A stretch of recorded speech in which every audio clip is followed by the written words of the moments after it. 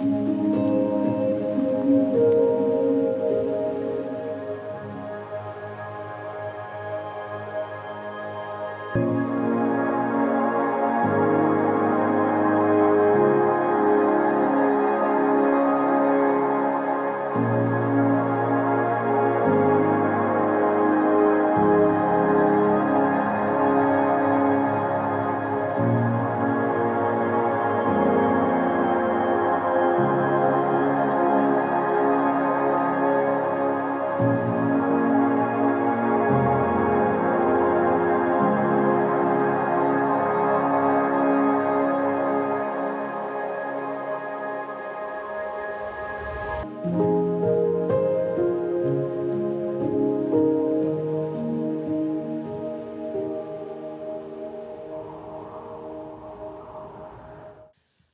morning, everyone. Welcome here with us. We especially welcome Jan van Jaarsveld. He will be bringing the message today. Who is the man of sin? Yes, so we are praying and asking the Lord that He will really come and break open His word for us today. Next week, Renée Rousseau will be joining us again, and she will be bringing the message. We continue to pray for our grade 12s who are writing trial exams, still for the next 2 weeks, and Kanil is back again today. Let's all give him a hand of applause. After Jadine and I had our fireproof the past 3 weeks, we are very thankful that you are back in the chair. And then I just want to remind you again, if you have any prayer requests, you are welcome to bring it to me after the service. We can also pray with you. You are really welcome just to come to me or to Jan, and we will gladly pray for you. I also just want to, I don't know if you have seen the news lately. In America, there was quite a tragedy. Charlie Kirk is a Christian, and while he was busy sharing God's message and speaking to young people at a university, he was tragically shot. And he died, and he is considered at this stage as a martyr. Yes, so our thoughts and our prayers are also with the family, and also with America, who is mourning at this stage. Then I'm going to pray for us, and then you are most welcome to bring the tithes and offerings. We've got boxes here in front, also the information on the slide if you would like to make a deposit into the bank account. You are also most welcome. Let us pray. Lord, we thank you that we can be gathered here today to worship you. Lord, all of this is about you and about your kingdom. And Lord, we want to praise your name because you are good and you are in control, Lord. Even though it seems with everything that is happening around us and in the world around us, Lord, we know that you are in control and you are still on the throne. And we want to praise you and we want to honor your name, Lord, because you are worthy to receive the thanksgiving of our hearts. Lord, I pray today for us as a congregation, as we will hear your word, and also the children who will hear your word, Lord. We pray that you will open our ears, Lord, we pray for the seed of your word, that we will accept it with gladness into our hearts, Lord, and that it will bring forth the fruit that you have intended. Lord, we pray that you will come and protect us against any lies of the enemy, and I pray that you will open our ears so that we will hear your truth. Lord, we thank you and we glorify your name, and we pray, Lord, that as we worship, that you will be glorified. I pray this in Jesus' name. Amen. Let's bow our heads. Dear Heavenly Father, thank you that we may have the privilege to gather in your name, to be reconciled in Jesus with you, O Father. Thank you for the blessing, the grace that we may know you, that your word is granted to us, and the Holy Spirit dwelling in us to guide us. We pray that you be honored and glorified this morning. We pray that our hearts will be opened and that you will speak to each one of us, that your word will be understood by us, and that we will grow into the character of Jesus, to walk with you and to become more like you want us to be. Thank you this morning that you are here in our midst through your Spirit. Thank you for the number of children that are gathered there in the classroom, congregation on its own. Thank you for all the helpers that are helping there this morning. May you also open the word for them, and may they also learn to know you and to walk with you.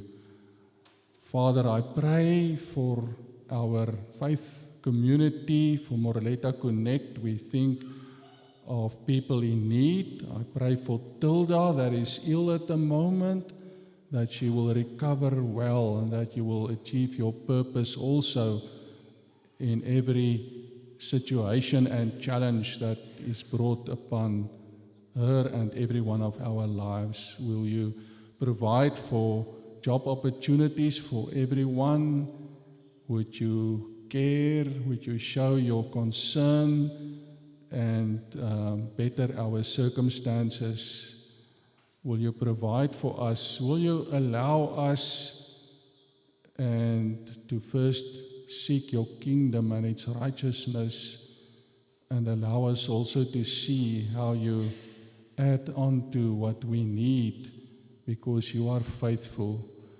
Father, we pray for then opening the word, passages that are more difficult, that sometimes people don't want to address, sometimes controversial. Grant us the courage and the dependency, the submissiveness to yourself, and to come and reveal to us the true meaning of your word, and also what we share this morning. Be glorified in Jesus' name. Amen. Thank you. Good morning, everyone. Very welcome. In our gathering, we are so excited to share God's word, and God willing, this morning we're going to deal with two lengthy, challenging passages, but we trust that God will help us to come to the right understanding. God's word is so wonderful, and His prophecies is so great, and His Spirit is leading us and help us to really understand it in the right way. So recently I was challenged on this passage that someone sent to me, and I was then responding to that, and I would like us to read the passage and to speak on this morning, because out there's a popular view in the church at large, and it's not always the best view. So we need to work with God's word responsibly, comparing scripture with scripture, and go deeper and see what take effort with prayerfully with God's word to come to the best understanding. So the first passage that we're going to read a lengthy passage in 2 Thessalonians, and then also in the Old Testament, a prophecy in the book of Daniel that is related to that. So let us start reading.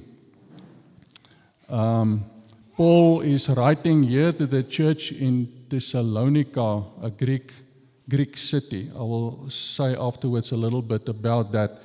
Now, brethren, concerning the coming of our Lord Jesus Christ, that is the second coming. We all are waiting for Jesus to return. So Paul is speaking about that here. Our gathering together with him, we know that the Bible says when Jesus returns, we will meet him in the air. And in Peter, we also read that the world will be renewed by fire at that moment. Not to be soon shaken in mind or troubled, either by spirit or by word or by letter, as if from us, as though the day of Christ had come. You can already see there was somewhat confusion in this congregation. They were new Christians, but they were taught by Paul already quite a bit before he left. And they spoke on these things, but seemingly someone wrote a letter as if it were from Paul, a false teacher maybe. And that caused a little bit of trouble in the congregation because they were not teaching correctly. So Paul had to now refute that and again remind them on the truth that he shared while he was with them. Let no one deceive you by any means. So I've put letters there, not in a different order, but that is according to the numbers is the order that things would happen. So number 5 is actually the last thing that would happen, and number 1 is the first, just to help us. So that's not what is written in the Bible, and also the maroon color is my own wording that I put in there. For that day, that is the day of the Lord. That's the second coming of the Lord. That's the last thing. That's why it's number 5 that will happen in the series of events that Paul is speaking about here. That day will not come unless the falling away comes first. So the first thing that's going to happen is the falling away. Take note, the falling away, not a falling away, not just a lukewarmness, a big thing. The falling away comes first. And the man of sin is revealed. You can see that is going to happen also in that, the fourthly in this series of events. The man of sin will be revealed. The man of sin is a Hebraism that means it's a way of speaking by the Jews. You can actually also say the sinful man. The sinful man. Yeah, the corrupt or sinful man. The son of perdition. He's not knowing the Lord. He's going to get lost. Who opposes and exalts himself above all that is called God. You can see this guy is quite prideful and arrogant. Or he exalts himself above all that is called God or that is worshipped, so that he sits as God in the temple of God. This guy is a blasphemer. He tells the world that he is God. He is very important. We will explain a bit more. We're just actually still reading. Showing himself that he is God. Let me see. I mustn't forget to. Okay. Oh, okay. Can you? I couldn't understand what was happening. Sorry. Okay. So you will help me when I forget. Okay.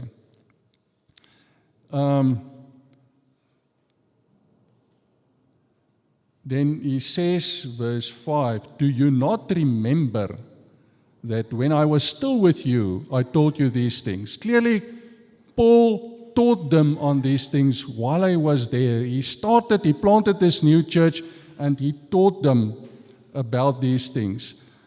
Now he says, now you know what is restraining.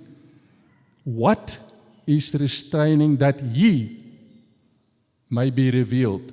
So what is impersonal? It's a thing. But he is a person. So you can see Paul refers to this man of sin in two ways, as if it is like a system, but it's also a person. So that's important to take note of that. So this guy, this man of sin, will be taken out of the way, but something is holding it back, holding him or it back. So it's restraining him. So Paul talks here a little bit mysteriously, but for a purpose. I will explain.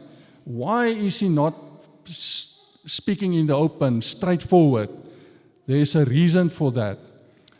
And then, verse 8, the lawless one, the man of sin, will be revealed, whom the Lord will consume with the breath of his mouth and destroy with the brightness of his coming. So when Jesus comes back, this guy will be demolished. So one thing that we may learn is this guy is appearing at one point in time, but it doesn't end well for him. When Jesus returns, that will be the end of him, but only then. Okay, so verse 9, the coming of the lawless one, the man of sin, is according to the work of Satan. So this is a work of Satan with all power, signs and lying wonders. Take note, not all supernatural events are from God. You get sangomas, you get people working with the occult, with witchcraft. They are doing supernatural things, even healing people sometimes. But we must always test the spirits, God says in His Word. We don't run after miracles alone. God also performs miracles. He also heals. But we need to make sure that we receive these wonders from God Himself and not from the enemy. So that is one lesson that we already see here. This worker of Satan uses power, signs, and wonders. Now we need to be cautious in our walk with God, that we are close to God, that we are not misled by this evil guy or this evil system.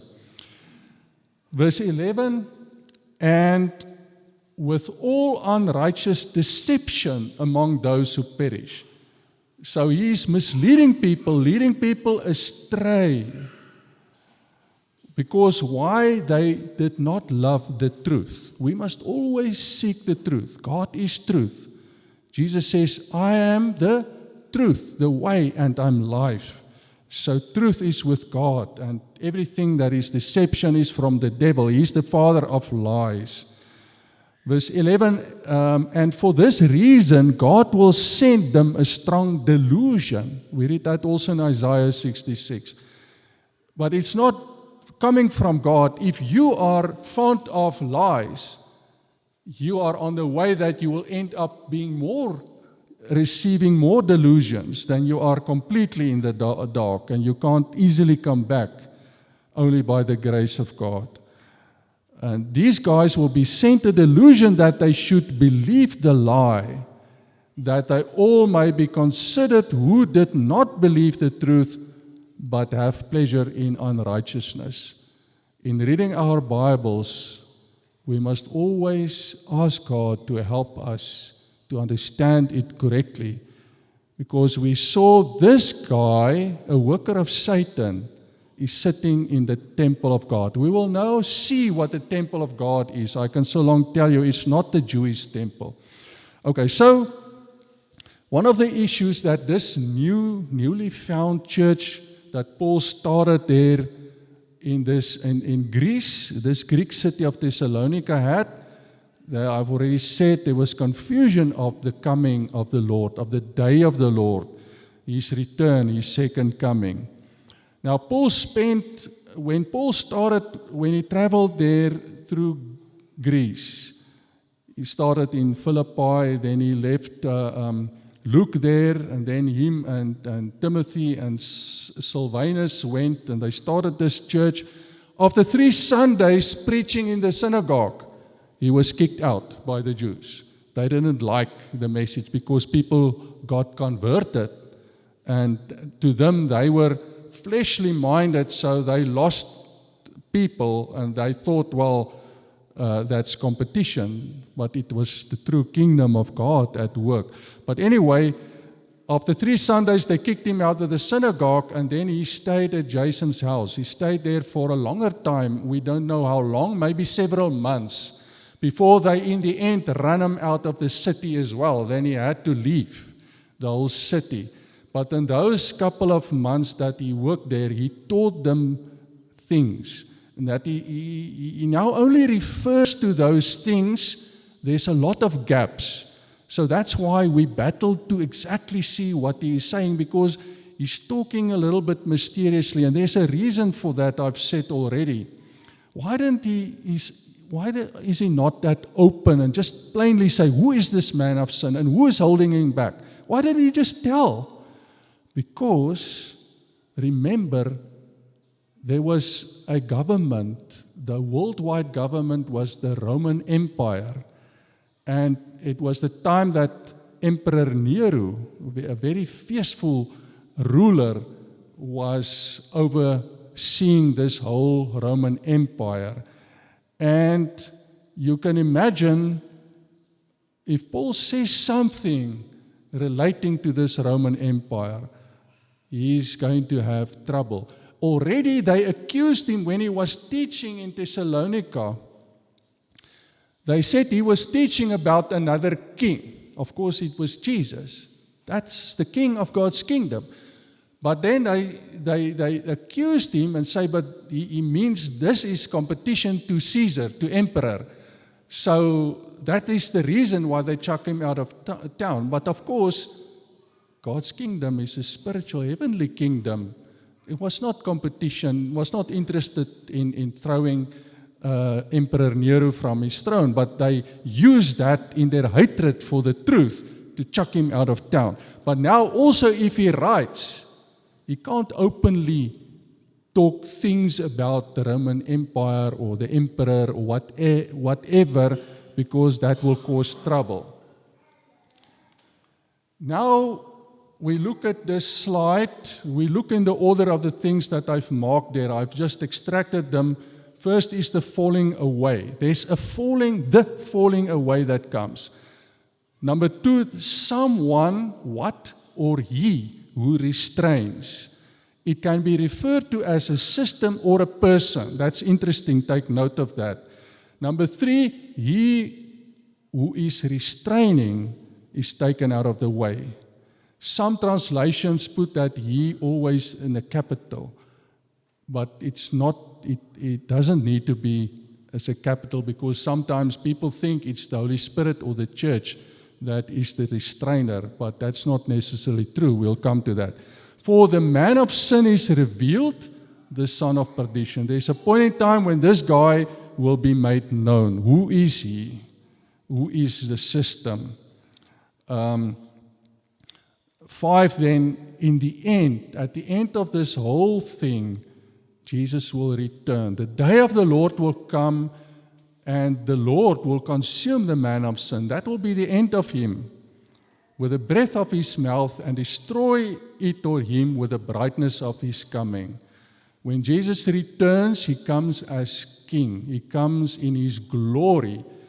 There's fire involved on the earth when he comes. We meet him in the air. God's children will meet him in the air, so that when the fire on earth is destroying this world and all the bad things, we will come with Jesus to come and live here on earth, on the new earth. All that have passed on, that are belonging to God, the children of the Lord, will come with him. And the Bible says we will all receive resurrected bodies at that moment. We that are still alive when he comes, and those that have passed on, will all receive at that moment new spiritual bodies.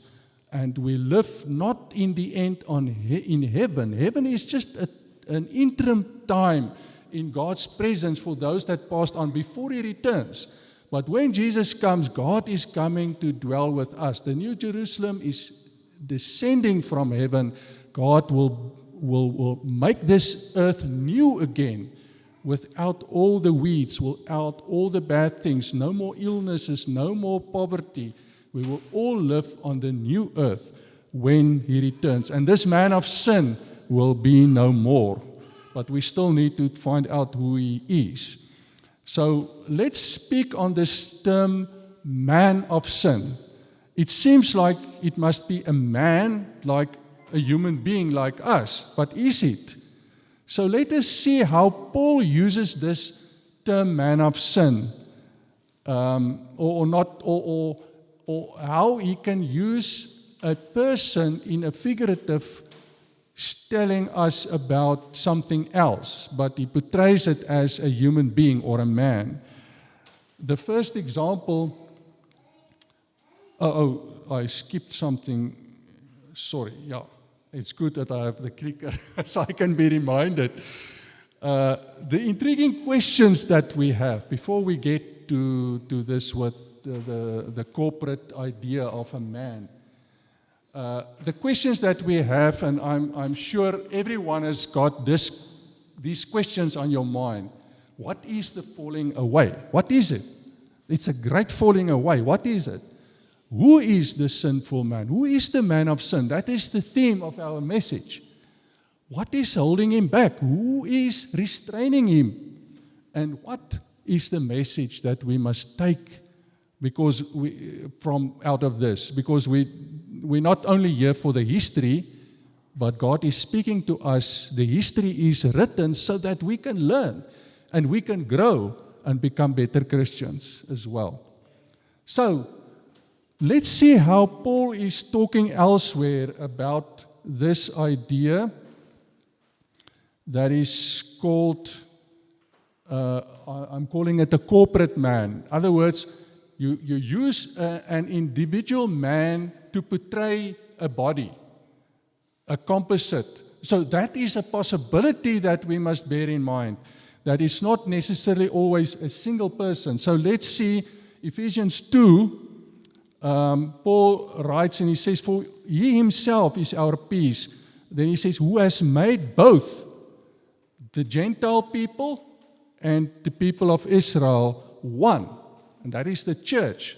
And has broken down the middle wall of separation, having abolished in his flesh the entity that is the law of commandments contained in ordinances, so as to create in himself one new man. So you can see, Paul is speaking here of groups of people, many people. But now in this figure, the symbol, he speaks of them as a new man. The Gentiles and Israel. Together, they are not separated. They are the body of Christ, a new man, as if it is one man. Now we also see elsewhere, Paul also speaks of before we get to this, of the old Adam and the new Adam. And it's also corporate. if we are sinful and we have not been converted, we are in the old Adam. But now we are the new Adam, part of the body of Christ. This is the same thing, the old man and new man. But now we can see elsewhere in the Bible, the prophet Isaiah. Look there, verse 4. Alas, sinful nation. That's a lot of people. A people laden with iniquity, a brood of evildoers, children who are corrupters. That's a group of people. But then he uses and describes it as if it is a man who is sick, a sick man. Look there, verse 5. Why should you be stricken again? You will revolt more and more. The whole head is sick, one head. One heart faints. From the soul to the foot, even to the head, there is no soundness in it, but wounds and bruises and putrefying sores. They have been closed, or they have not been closed or bound up, scathed with ointment. This is a sick man, but it's the people of Israel. They are sinful, and you can. It's for another day to speak about this whole sinful, the sick man, and then Isaiah 53, when the Messiah came to heal that sick man to pay for their sins. That is also part of that healing. It's a spiritual healing. But you can see for us today that a lot of people can be portrayed as a man. So bear that in mind when we speak of the man of sin. Secondly, let's speak about this idea that Paul says this guy or this entity sits in the temple of God, portraying that he is God. What is the temple of God? So let's look at what Paul means elsewhere. There's the text in Thessalonians that we have just read.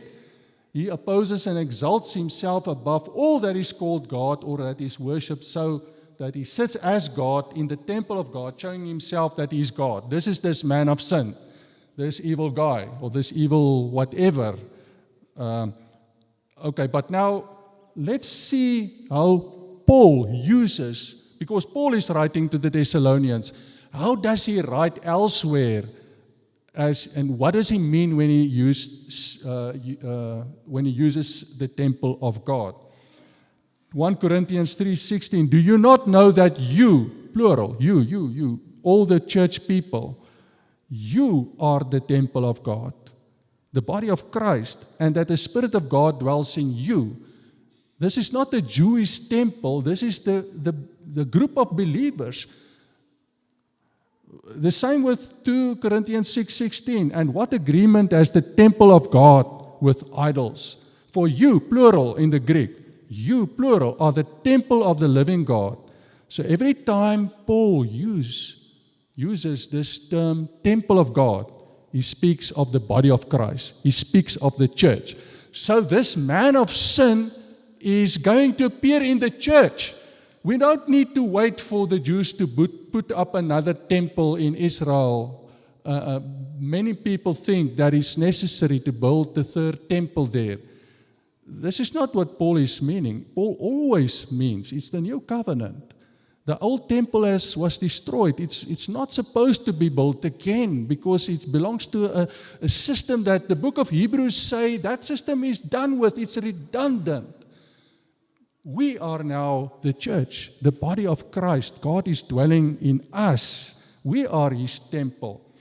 So that helps us also to understand this passage. Let's go to now to the attributes. We have read that already.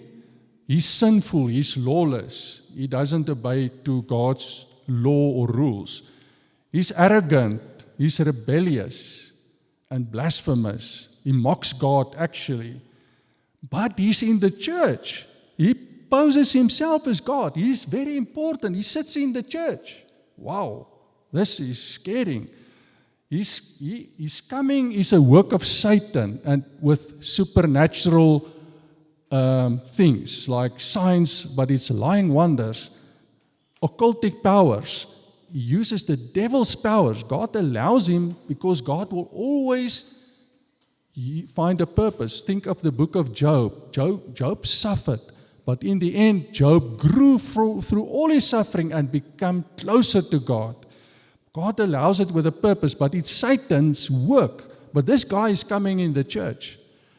He will deceive many people, most probably religious people, people that are claiming that they are Christians, most probably. Okay, so now the question is, what now? How do we know?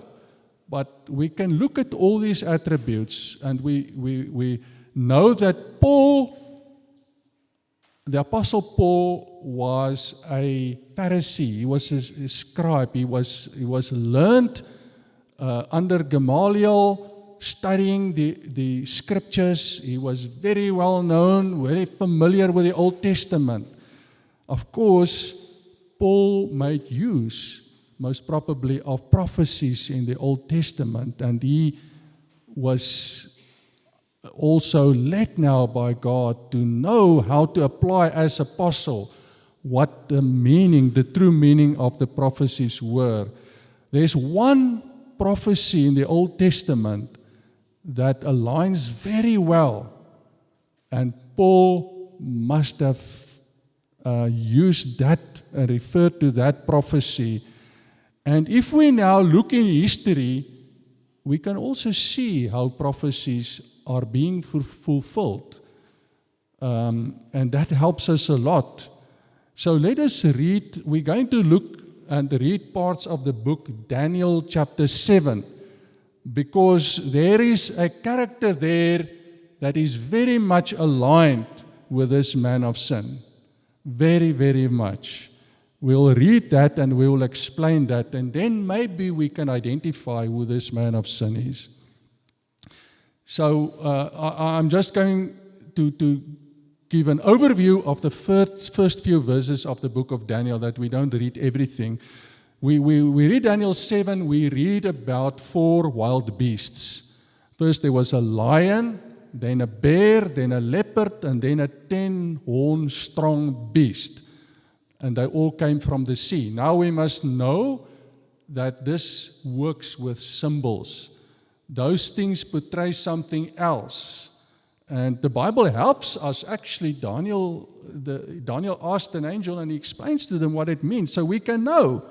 That's wonderful. So those 4 beasts are 4 kingdoms, we read in Daniel. And we know what they were. The first one, the lion, was the Babylonian kingdom. I'm not going to elaborate too much because of lack of time. The second one, the bear, was the Medo-Persian Empire. It was a worldwide empire. There were, even before Babylonian, there was Egypt as well, but this was written during the time of the Babylonian Empire, so it didn't go back to the Egypt world empire. But anyway, the third one then is the Greek Empire, the leopard. Then we get to this 10-horn beast, the wild with iron teeth and so forth, demolishing everything. That portrays the Roman Empire. The Roman Empire. And that is an important empire because we know that when Jesus came to earth to live as a human being, was during the time of the Roman Empire. It was Romans that crucified people, that we also know. So let's read now Daniel 7. Let's read the verses from verse 7. Now, after this, I saw in the night visions, in dreams and visions, God spoke to Daniel. And behold, a 4th beast. I've spoken about the 4th beast, dreadful and terrible, exceedingly strong. It had huge iron teeth. Now we know this is a political kingdom. It reminds us, Revelation 13, we also get a beast similar to this one, but that one contains all the attributes of all 4 the beasts of Daniel. That was also a Roman, starting at the time of the Roman Empire, but then all the world empires after that it included. Just to see that the beast in Revelation is also a kingdom. It's not a person. It's not an antichrist person. It's a kingdom. Okay, but I don't need to go off track too much. So this beast, it was different from all the beasts that before it, and it had 10 horns. Now, remember, the picture is this stands for something else. Like the beast stands for the kingdom, the Roman Empire. Now, horns is an instrument of power. So out of this Roman Empire grew some governments, some kings or kingdoms, but smaller, not like a beast. The beast is a lot of nations are involved with a beastly kingdom. But if you have a horn, you've got a power there and a rule over a certain small group, like one nation maybe. So 10 horns, 10 is a legal symbol in the Bible. The 10 commandments, the 10 plagues. It's the full number of something that is like a legal entity. But it can sometimes be literal as well. Maybe there was about 10 or there's about a dozen governments that grew out of this Roman Empire. That we can check in the history, and I did, and I will tell you that as well.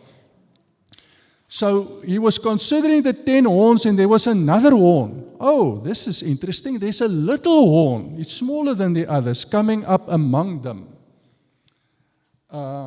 Before whom 3 of the first horns were plucked out by the roots. And there in this horn were eyes like the eyes of a man, and a mouth speaking pompous words. So this horn is smaller. It's not a full political power like the other horns. But this horn is not only animal-like. Like, why is the term used, they are wild animals? They are not godly. They are opposing God's work. They are Gentile, worldly kingdoms. That's why they use wild animals. But a human is created in God's image. If something, this horn has got human-like attributes, eyes and a mouth, that is a religious system. So this power is half political and half religious.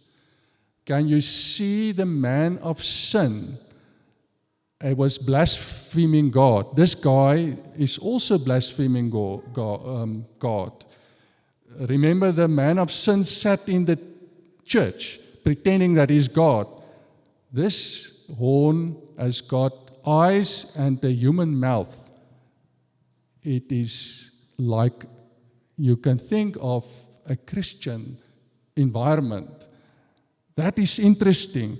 Now, then there is verse 9 and 10 that we're not going to read. It's an interlude, and it portrays the heavenly court. It's not in a chronological place. It just discusses the judgment that comes in the end. And we know that Paul also wrote to the Thessalonians about the court and the judgment. Now, I watched. Then because of the sound of the pompous words, pompous is blaspheming God. Remember the man of sin also? He was arrogant. He pretended to be God. He was blaspheming God. Can you see the similarity here? Because of the sound of the pompous words which this horn was speaking, I watched till the beast was slain. The beast is the Roman Empire. This is a government that grew out of the Roman Empire. And we can identify that. There were 10 governments, but this one as well. But this one was different. Okay, so I watched till the beast was slain and its body destroyed and given up to the burning flame. What happened to the Roman Empire? We can check the history. In the year 476 after Christ, the Roman Empire went gradually down. The barbarians, a lot of other nations came to destroy it. So in the end, there's no more Roman Empire. It went down. In the year 476, it split it. Actually, the Western Empire was then the one that we speak about here. As for the rest of the beasts, they had their dominion taken away, yet their lives were prolonged for a season at a time. What does this mean? The rest of the beasts, remember, the lion was the Babylonian Empire. Who are they today? Iraq is where Babylonia was, but they're not a world empire anymore. They are still there, they're still alive. Their lives were prolonged. They're still there, they're still Iraqis. Babylonians are still there. They don't rule the world anymore. Can you see what the meaning is of this sentence? Then we got the bear, the Median Persian Empire. Persia is Iran. They're also there today, but they're not ruling anymore. So their dominion had been taken away, but their lives were prolonged. It's exactly what we see in history. We can go to the leopard, which was the Greek Empire. The Greeks are still there. They are running their own country, but they're not a dominion of the world empire anymore. The same with the Roman Empire. Italy is still there. Rome is still there. Can you see how you can clearly understand God's word? And I hope that this verse is very clear. Verse 13 to 14 is another interlude, and it portrays actually Jesus ascending to heaven, coming to the Ancient of Days, that is the receiving us of His kingdom. We read of that. Well, I don't have it here. It's an interlude. We're not going to read that. But it's also an interlude. It's not directly in the chronology of our passage this morning. But that happened when Jesus went up from the earth and He was received in heaven. He received His kingdom. And I can speak a lot about that as well. But we focus now on this man of sin today. So we read further in Daniel 7.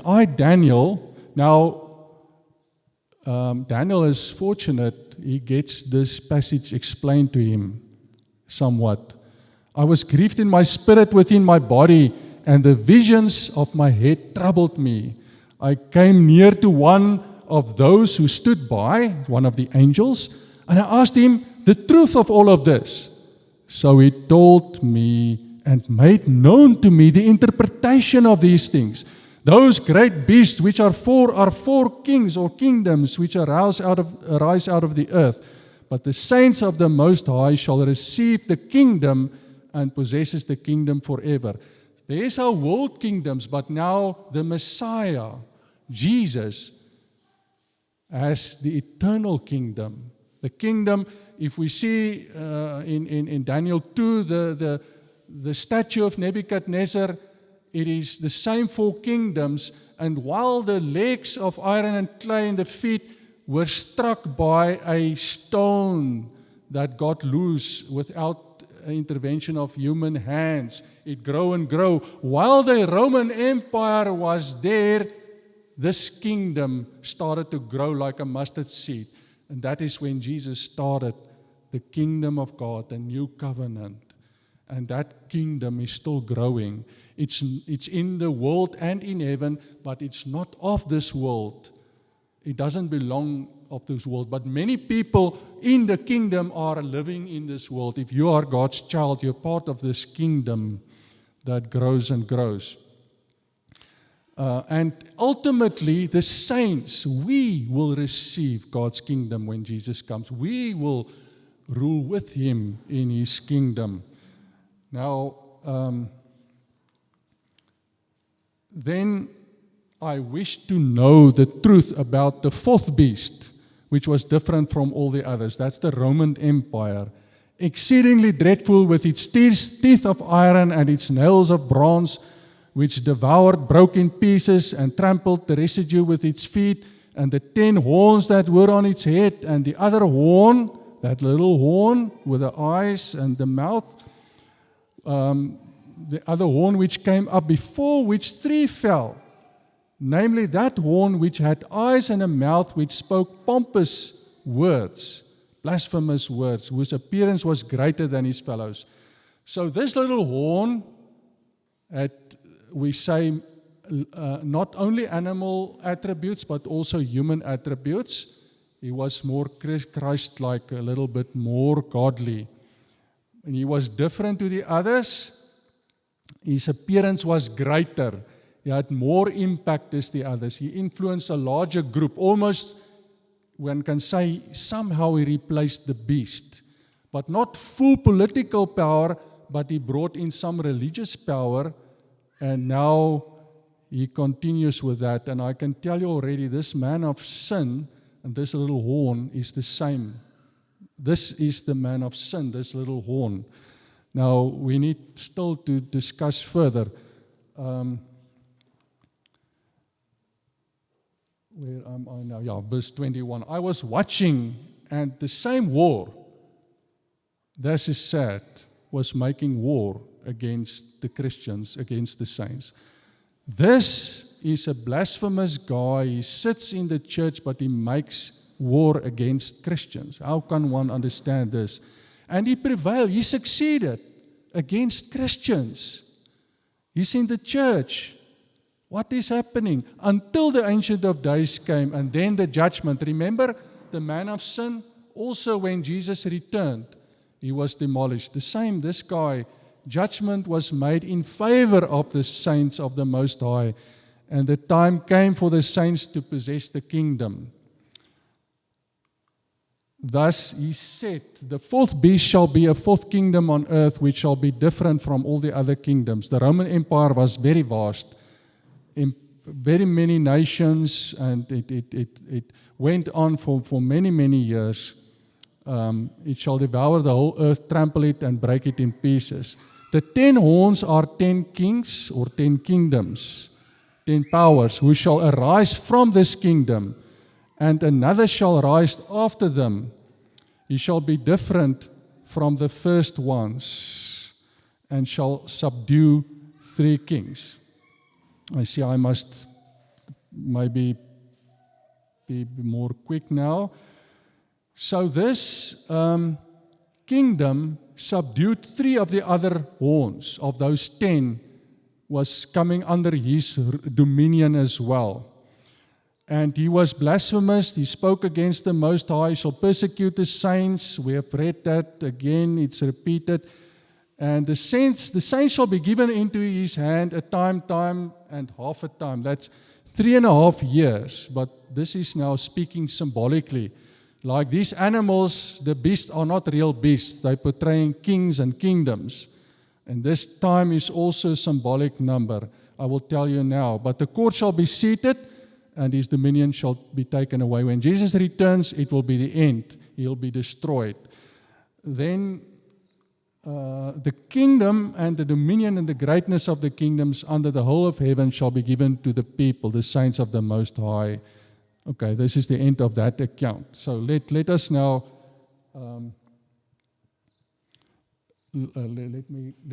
okay. So let's summarize. The fourth wild beast is the Roman Empire. We've said that. It grew out of the sea, the Gentile nations, which is a symbol for the sea. It's a world empire. It ruled through the Caesars, the emperors, and it started maybe with Julius Caesar, 47 before Christ. 31 before Christ was Augustus Caesar, and it came to fall in 476 after Christ. And we said that it was the time of the Roman Empire that Jesus came to this world.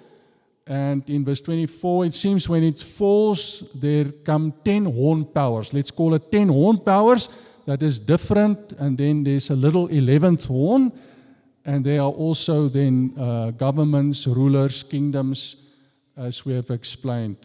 And every horn is more like a local government. And we see that the time when the Roman Empire fell. So, okay, now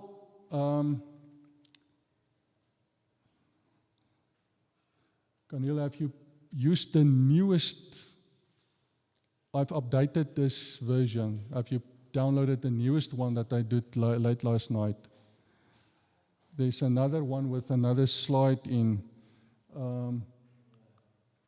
Okay, don't worry, it's fine. Okay, so we're not going to elaborate on all the people, the Germanic tribes, the barbarian forces. There was a lot of names that actually those 10 horns, we can give each one of them a name, like the Greeks in Ravenna, the Lombards, the Huns in Hungary, the Alamans in Germany, the Franks in France. They are all powers that grew out of when the Roman Empire fell. And now the little horn, we have already read those things. I think for the sake of time, I need not to repeat them.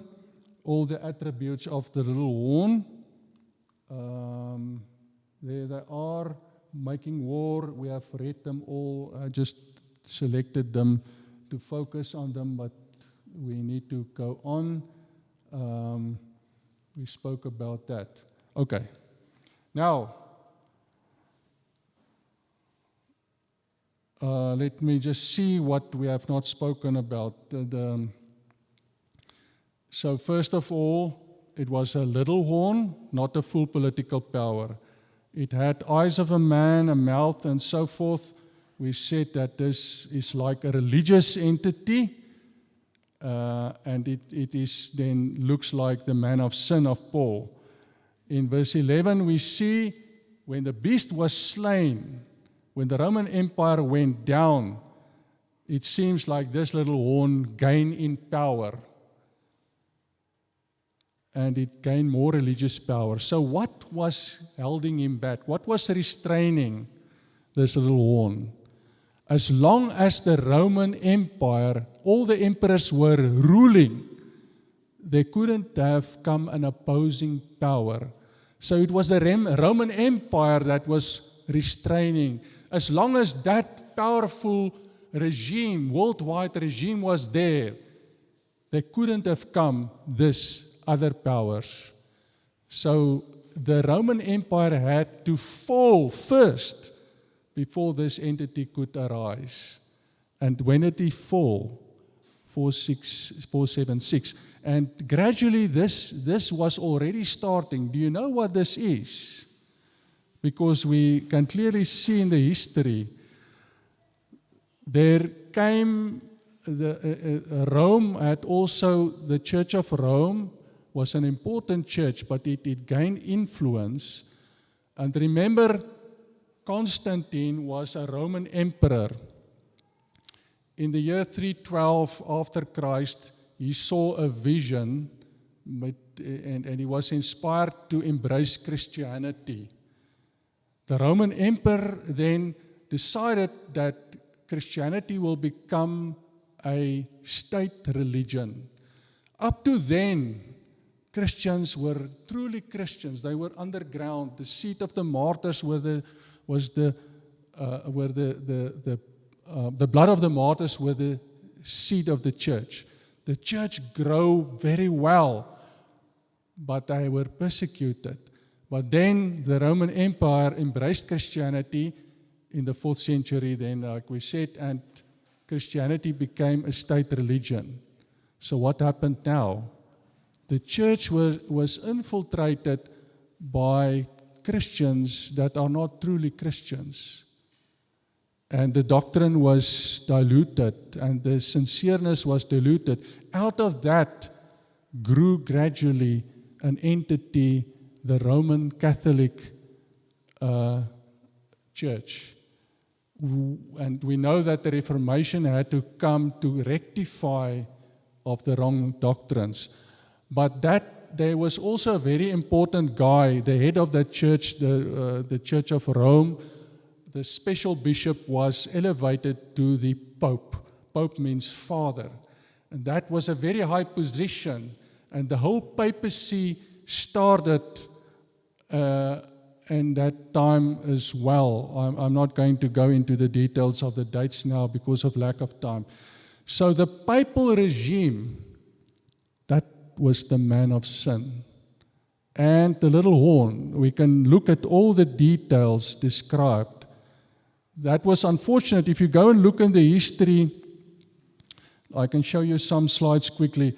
So the 3 horns that were plucked by the roots, they were all in Italy. That was the Exarchate of Ravenna in Italy, the Kingdom of the Lombards, and the State of Rome. I had slides. My latest thing was not now updated, unfortunately, but that doesn't matter.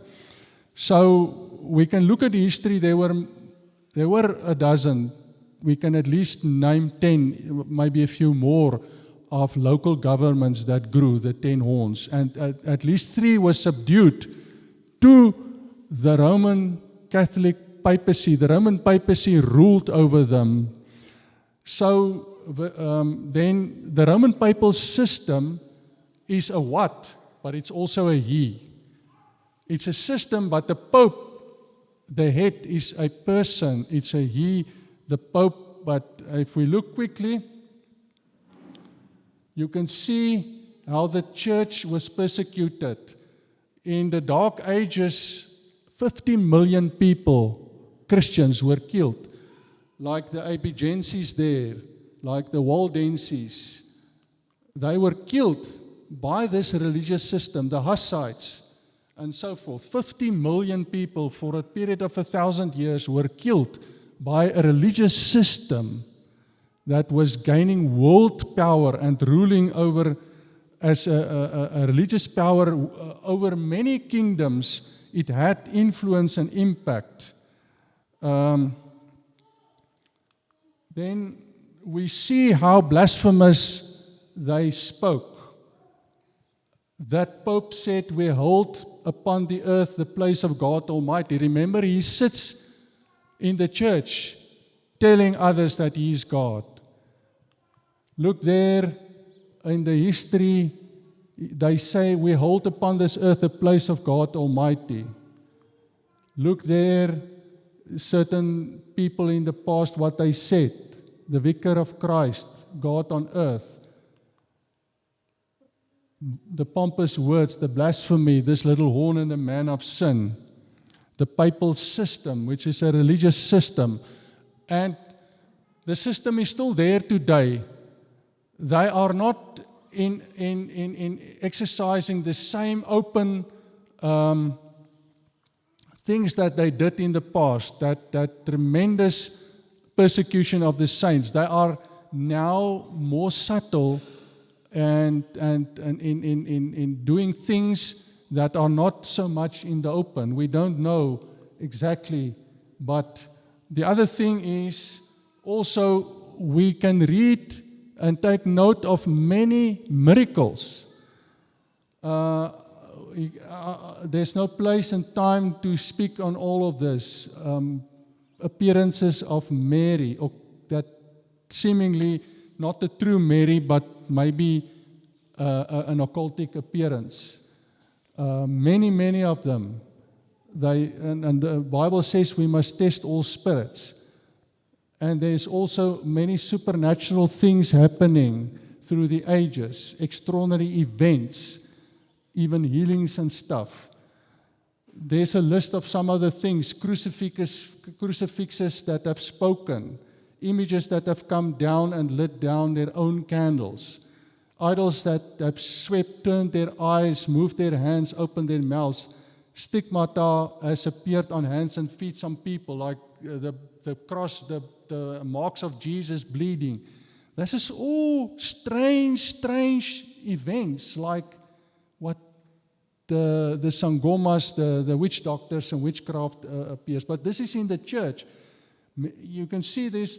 We have no doubt what has happened here.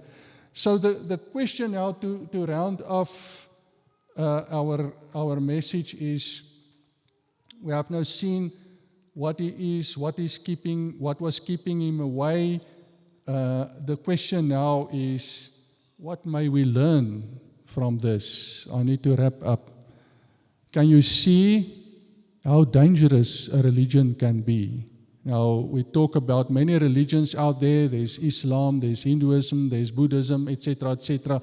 But even Christianity, we need to ensure that we walk with God, because this, and the question that I still need to answer, what was the great fall away? I've explained it. When Constantine became emperor and embraced the Christian church, they allowed a lot of Gentile people, without confessing their sins, without dedicating their lives to Jesus and receive by grace forgiveness. The church was flocked with a lot of people that didn't belong there. And then the doctrines went astray.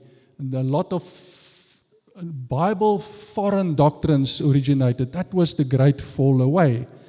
That was that historical time. So we need to avoid that. We need to test by reading God's word, by praying, by loving God, by seeking the truth. Because the devil uses religion to take people away. Take Islam. I'm working, and Johan O'Dea that comes and preach here from time to time. Also, we work among Hindu and Islam and Muslim people. We know how the devil twisted the truth, and they are all not testing. They are all so committed to that system. They are misled. We must not look down on them. We must pray for them, but we must look at ourselves, because for us, the Bible says, if you think you stand, beware lest you fall. We also need to ensure that we are walking with God, that we are not busy with an empty religion, that we trust and put our trust and faith in the Lord Jesus. Walk with God, accept His work of grace, humbly submit ourselves to Him as Lord, and enter God's kingdom by being born, being changed by God's Spirit, born again. We need to walk with Him. We need to be led by His Spirit. We need to be compelled by love. God is love. Love and thankfulness. Even amidst difficult circumstances, if we are thankful, thankfulness and being filled with the spirits are very much aligned. We need not to seek power and to rule over other people like what happened here. There's a power that used religion to gain rule over others, and a dictatorship type of rule, not a leadership, but a dictatorship. That is selfish. We need to be humble. We need to regard others with a higher esteem. We need to walk here in the village here and respect people and greet people. Everyone is precious in God's eyes. We can't look down on others. That is the message of God. The last slide is there. There was a false religious system, persecuted true followers. Beware of mere religion, walk with God. And then I conclude with this message from the book of Micah. He has shown you, O man, what is good, and what does the Lord require of you, but to do justly, to love mercy, and to walk humbly with your God. Amen. Thank you, Lord, that we have had to share such a lot of material, and there's always a little time. Thank you for what we could have shared from your word, and I trust that these insights are what you want to share with us, and also the message of being cautious with religions, but seeking our walk with you in humbleness, in love and faith and trust, surrendering ourselves, dying to ourselves, not seeking rule over others, humbly walk with you, being genuinely a child of God and not a religious Christian person outwardly only, an empty vessel, but be filled with your Spirit. Grant us to be a true church, a true group of believers, and not a false church, not a man of sin, not a blasphemer. Grant us the grace to walk with you, and I pray this for every one of us today. May you be glorified. May your kingdom come in our midst. Your will be done. In Jesus' name, amen. Now may the Lord of peace himself give you peace always in every way. The Lord be with you all. The grace of our Lord Jesus Christ be with you all. Amen.